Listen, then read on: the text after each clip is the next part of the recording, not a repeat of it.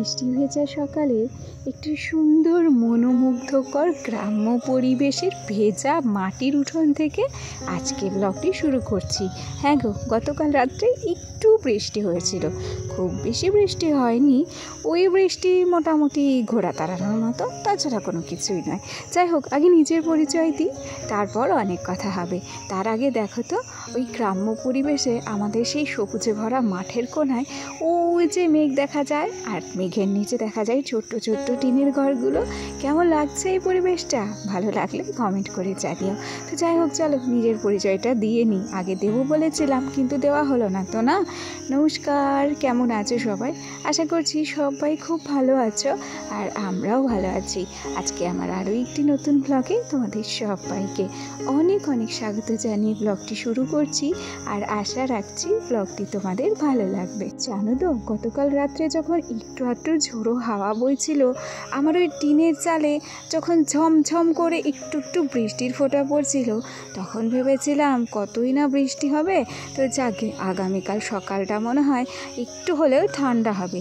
কিছুই হয়নি, সামান্য পরিমাণ বৃষ্টি হয়েছিল, সেই জন্য কি হয়েছিল, গরমটা আরও বেশি উকড়ে উঠেছিল।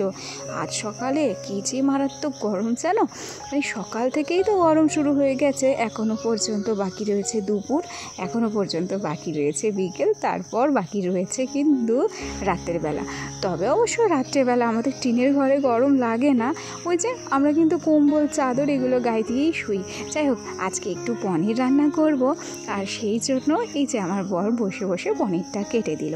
পনিরটা কেটে রেখে এসেছি, আর এই মুহূর্তে বেরিয়ে পড়েছি বরকে নিয়ে ডক্টরের কাছে, কেন কি তার পায়ে হচ্ছে ড্রেসিং করাতে হবে। তো ওই আগে বলেছিলাম যে আমাদের ফ্রিজ নেই, ওই জন্যই কিন্তু যেখানে ডক্টর দেখাবো তার পাশেই ফ্রিজের দোকান ছিল। ইচ্ছে ছিল আজকে একটা ফ্রিজ কিনে আনার, কিন্তু ফ্রিজ তো এখানে ভালোই ছিল, একটাও 3 স্টারের উপরে ছিল না, আর আমরা খুঁজছিলাম 5 স্টারের ফ্রিজ, সেই জন্য ফ্রিজটা আমরা নিইনি। আর কি, আমার সত্যি বলছি, একটা ফ্রিজও পছন্দ হয়নি। যদি 5 স্টার হতো তাহলে আজকে নিয়ে আসতাম। 5 স্টার তো ছাড়ো, 4 স্টারও নেই, সেই জন্য মনে আর টানলো না। দেখি অনলাইনে যদি পাওয়া যায় 5 স্টার কিংবা 4 স্টার, তাহলে অনলাইনের থেকেই নেওয়ার ইচ্ছা আছে। তো ওদিক থেকে বাড়ি চলে এলাম। বাড়ি এসে তারপরে হচ্ছে বরের কয়েকটা জামা কাপড় ছিল, শুধুমাত্র গেঞ্জি আর প্যান্টই ছিল, সেটা একটু ধুয়ে দিয়েছি। আর তারপর এই যে কলের পটটা দেখছো, কলের পটটাকেও ধুয়ে নিচ্ছি। অনেক দিন হলো গো, কলের পটটা ঠিকঠাকভাবে ধোয়া হয় না। কলের পটটা যদি পরিষ্কার থাকে না, তাহলে দেখবে বেশ ভালো লাগে। আর কলের পট যদি একটু কাদা কাদা থাকে, তাহলে আর দেখতে বেশি একটা ভালো লাগে না। এমনি সাইডে জঙ্গল, আর তার উপরে কলপরে কাদা, একটা বিধিখিস্তি ব্যাপার লাগে আর কি। থেকে কিছু কিছু কাজকর্ম সেরে রান্না করতে চলে এলাম। আজকে না পনিরটা অনেকটা নতুনভাবে রান্না করেছি জানো। ওই যে তোমরা দেখলে একটা গ্রেভি তৈরি করে নিয়েছি, ওটাতে কী কী দিয়েছি জানো? দিয়েছি গোবিন্দভোগ চাল, দিয়েছি মাখানা, একটা এলাচ, আর দিয়েছি একটুখানি জল, আর সেটা দিয়েই এই গ্রেভিটা আমি বানিয়ে নিয়েছি। আর এই গ্রেভিটা দিয়েই আজকে পনির রান্না করব। একে তো গোবিন্দভোগ চাল আছে, তার উপরে রয়েছে একটা গোটা এলাচ। জানো তো কি অসাধারণ হয়েছে এর গন্ধটা, আর খেতে যা সুন্দর লাগছিল না, একদম ধারণার বাইরে।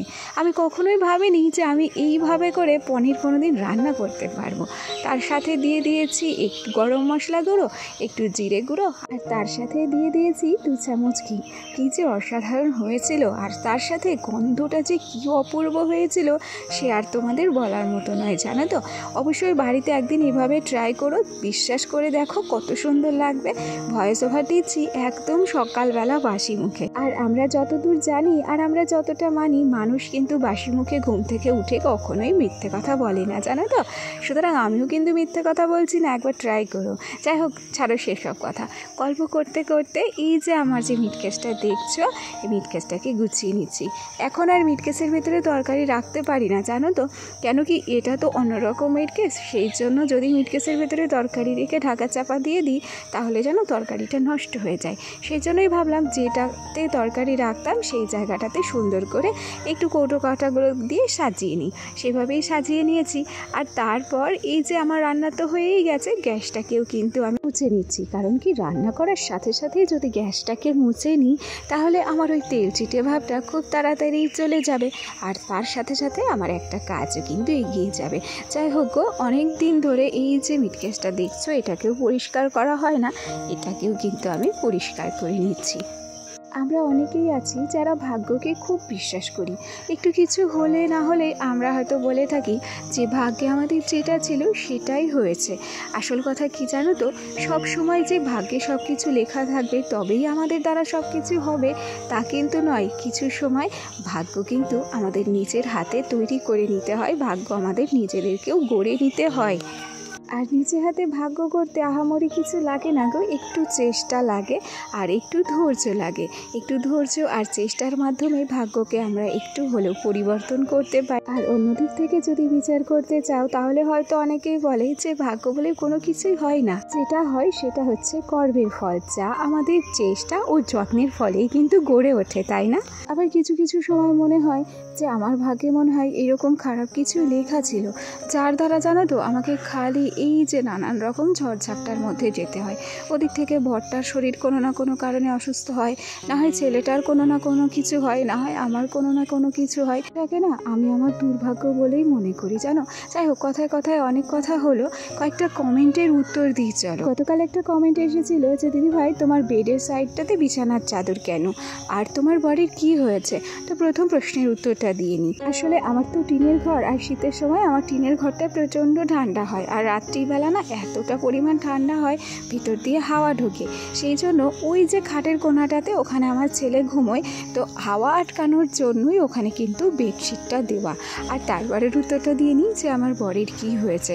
আসলে আমার বরের অ্যাক্সিডেন্ট হয়েছিল, পায়ে অনেক পাতি স্ক্রু রড ভরা ছিল, সেগুলোই কিন্তু অপারেশন করে বার করা হয়েছে। তাহলে দিদিভাই তোমার প্রশ্নের উত্তরটা কিন্তু আমি দিয়ে দিয়েছি। আরও একটা দিদিভাই কমেন্ট করেছে যে তোমার বর কিসের চাকরি করে, তো সেই দিদিভাইয়ের কমেন্টের উত্তরটা আজকে দিয়ে নিই। আমার বর হচ্ছে ওয়েস্ট বেঙ্গল এক্সাইজ ডিপার্টমেন্টের অ্যাসিস্ট্যান্ট সাব ইন্সপেক্টর, অর্থাৎ আবগারি পুলিশের ছোটোবাবু। দিদিভাই তোমার প্রশ্নের উত্তরটাও কিন্তু আমি দিয়ে দিয়েছি। আরও একজন কমেন্ট করেছে যে দিদিভাই তোমার ক্যামেরা কে ধরে দেয়? আমার ক্যামেরা আমার বাড়ির কেউ ধরে দেয় না গো, আমার একটা ট্রাইপড আছে, সেই ট্রাইপডটা দিয়েই আমি কিন্তু ভিডিও শ্যুট করি। তো যাই হোক, সবার প্রশ্নেরই উত্তর দিয়ে দিয়েছি মোটামুটি, আশা করতে সবাই কিন্তু বুঝতে পেরেছো। যাই হোক, গল্পে গল্পে অনেক কাজ হয়েছে। আর তারপর এই যে রাতের বেলা, সত্যি কথা বলি আজকে দিনের বেলা কিন্তু আমি ভিডিও করার সময়ও পাইনি, সুযোগও পাইনি। তার কারণ হচ্ছে দিনের বেলা আমার শরীরটা একদম ভালো ছিল না গো, সেই জন্য। যাই হোক, এ পর্যায়ে আমার যে সমস্ত বন্ধুরা আমার সাথে আছে, পাশে আছে, তোমাদেরকে অসংখ্য ধন্যবাদ জানাচ্ছি গো। আর আমার যে সমস্ত নতুন বন্ধুরা আজকে আমার ভিডিওটি প্রথম দেখছো, যদি কোনো কারণে আমার এই ভিডিওটি তোমাদের ভালো লেগে থাকে তাহলে অবশ্যই করে একটা লাইক করো, কমেন্ট করো। আর তোমরা চাইলে আমার এই ছোট্ট পরিবারের একজন মিষ্টি সদস্য হয়ে আমার পাশে থেকে যেও। যাই হোক, গল্পে গল্পে অনেকটা রাত হয়েছে, এখন বাজছে রাত 11টা, আর 11টার সময়ও আমার কিন্তু ঘর দূর গোছানো কমপ্লিট হয়নি। যাই হোক, সব কিছুই কিন্তু শেষ করেছি খাওয়া দাওয়া করে। এবার এই যে ঘরের লাইটগুলো জ্বেলে দিচ্ছি। আসলে আমার ঘরের জিরোটা না প্রচণ্ড আলো, সেজন্য জিরো জ্বেলে ঘুমানো যায় না, এই ছোট্ট ছোট লাইটগুলো জ্বেলে দিই। চলো, সবাইকে শুভরাত্রি জানিয়ে আজকের ভিডিওটি এখানেই শেষ করছি। সবাই ভালো থেকো, টাটা।